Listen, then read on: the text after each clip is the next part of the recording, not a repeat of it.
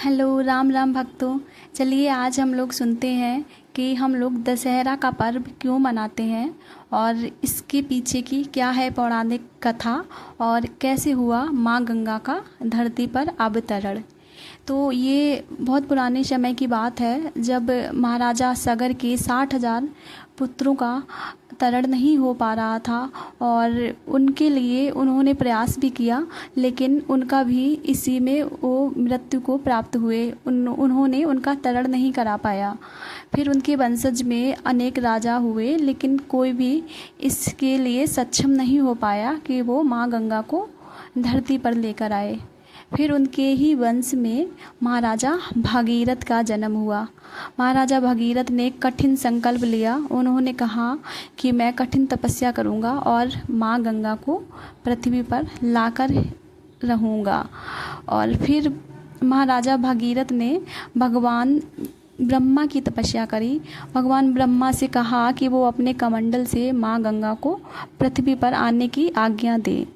भगवान ब्रह्मा ने कहा कि मैं उनको आज्ञा दे तो सकता हूँ, लेकिन उनका इतना प्रचंड तेज बहाव होगा कि वो अगर पृथ्वी पर आएंगी तो हो सकता है पूरी पृथ्वी नष्ट हो जाए। महाराजा भागीरथ ने ब्रह्मा जी से इसका उपाय पूछा, तो भगवान ब्रह्मा ने कहा कि आप माँ गंगा की तपस्या करिए, उनको प्रसन्न करिए।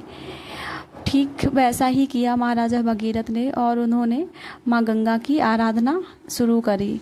माँ गंगा प्रसन्न हुई और बोली कि वत्स, मैं प्रसन्न हूँ आपसे, लेकिन मैं आने के लिए तैयार हूँ, लेकिन मेरा तेज बहाव केवल भगवान भोलेनाथ ही नियंत्रण कर सकते हैं, इसलिए पहले आप उनकी तपस्या करिए। भागीरथ जी ने वैसा ही किया और भगवान भोलेनाथ की तपस्या में लग गए।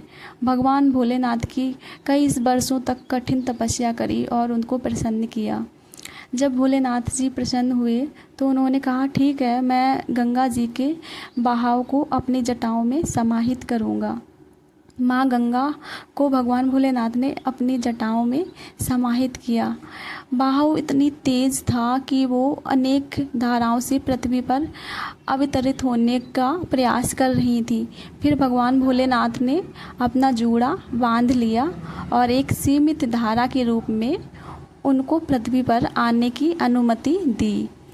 आगे आगे महाराजा भगीरथ चल रहे थे और पीछे पीछे माता गंगा चल रही थी, और वो भागीरथ जी उनको कपिल मुनि के आश्रम में पहुँचे। आगे आगे भागीरथ जी थे और पीछे पीछे माँ गंगा थी। उनके पूर्वजों की अस्थियों से जैसे ही माँ गंगा का स्पर्श हुआ, उनके पूर्वजों का तरण हो गया, उनको मुक्ति मिल गई।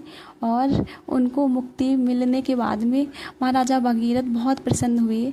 भक्तों, तब से माँ गंगा हम लोगों के बीच में हैं।